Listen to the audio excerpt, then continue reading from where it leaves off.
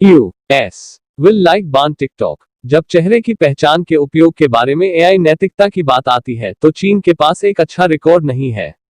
जैसा कि भारत ने टिकटॉक सहित चीनी ऐप्स पर प्रतिबंध लगा दिया है, जो कि 2019 और 2020 में वायरल हो गया था, जो माइक्रो वीडियो ऑस्ट्रेलिया और यूएस की सिफारिश करने के लिए आई का उपयोग करता है, अगले होने की संभावना है।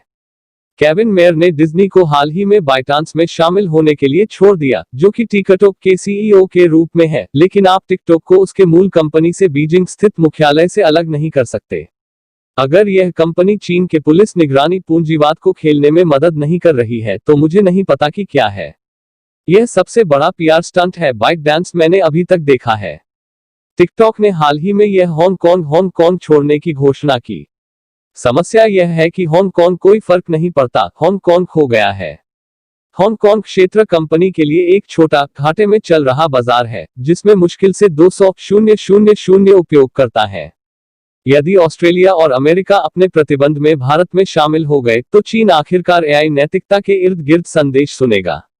भारत सरकार ने जून 2020 के अंत में कथित डेटा और गोपनीयता के मुद्दों पर दर्जनों अन्य मोबाइल ऐप के साथ साथ चीनी स्वामित्व वाले टिकटॉक पर प्रतिबंध लगा दिया।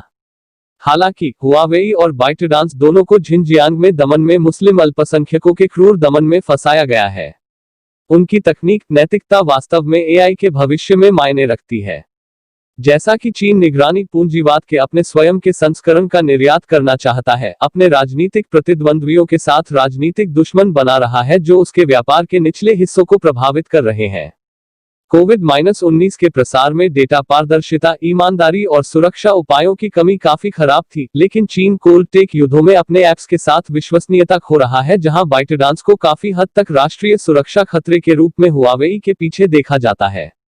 अमेरिकी विदेश मंत्री माइक पोम्पेओ ने सोमवार को कहा कि टिकटॉक और अन्य चीनी सोशल मीडिया ऐप पर प्रतिबंध लगाने के लिए देख रहा है। वाशिंगटन क्रॉस हेयर में हुआवेई और बाइटडांस के साथ चीनी प्रौद्योगिकी फर्मों के खिलाफ एक अभियान पर रहा है। टिकटॉक डोयन का पश्चिमी संस्करण है, जो बाइटडांस द्वारा बनाया गया एक लोकप्रिय ऐप है। यह एक अलग कंपनी नहीं है। यह बीजिंग से खुद को दूर करना नहीं होना चाहिए, इसे बीजिंग से आदेश मिलते हैं, यह मुख्यालय है।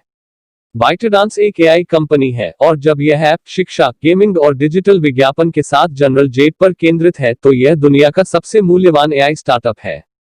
टिकटॉक ने पहले कहा है कि यूएस उपयोगकर्ता डेटा सिंगापुर में बैकअप के साथ संयुक्त राज्य में संग्रहीत किया जाता है। कंपनी ने यह भी कहा कि उसके डेटा सेंटर पूरी तरह से चीन के बाहर स्थित है और उनका कोई भी डेटा चीनी कानून के अधीन नहीं है। समस्या यह है कि टिकटॉक एक कंपनी नहीं है, यह केवल बाइटडांस की एक शाखा है जिस पर चीनी राज्य का कुल नियंत्रण है। चीन के चेहरे की पहचान की तकनीक के दुरुपयोग के नाम बहुत है और यह केवल 2020 है। अगर हमें एआई नैतिकता प्राप्त करना सही है तो इसका मतलब है कि वैश्विक सहमति से होना चाहिए। टिकटॉक यह दिखावा नहीं कर सकता कि यह चीन का नहीं है और न ही यह दिखावा कर सकता है कि यह एक एआई कंपनी है, इसे जिम्मेदारी लेनी होगी। राज्य के सचिव माइक पोम्पियो ने 6 जुलाई को फॉक्स न्यूज को बताया कि यह टिकटॉक पर प्रतिबंध लगाने पर विचार कर रहा है। चीन के तकनीक वंश आगे के वर्षों में केवल वैश्विक प्रभाव में अधिक शक्तिशाली हो जाएंगे। बाइटडांस एक ऐसी कंपनी है जो मानवाधिकारों के भविष्य को एक पूरी पीढ़ी के लिए आई नेता के रूप में ऑनलाइन प्रभावित करती है। एनालिटिक्स कंपनी सेंसर टावर के अनुसार इस साल के पहले 3 महीनों में टिकटॉक को यूएस में 315 मिलियन बार डाउनलोड किया गया था, जो इतिहास के किसी भी अन्य ऐप की तुलना में अधिक त्रैमासिक डाउनलोड है। बाइटडांस 2012 में चीनी धारावाहिक उद्यमी जांग यिमिंग द्वारा स्थापित अपने चीनी स्वामित्व और बीजिंग सेंसरशिप से टिकटॉक को अलग करने के लिए काम कर रहा है। जबकि स्टार्टअप एक बड़ी सफलता है, मुझे डर है कि योजना विशेष रूप से 2020 में विफल रही है।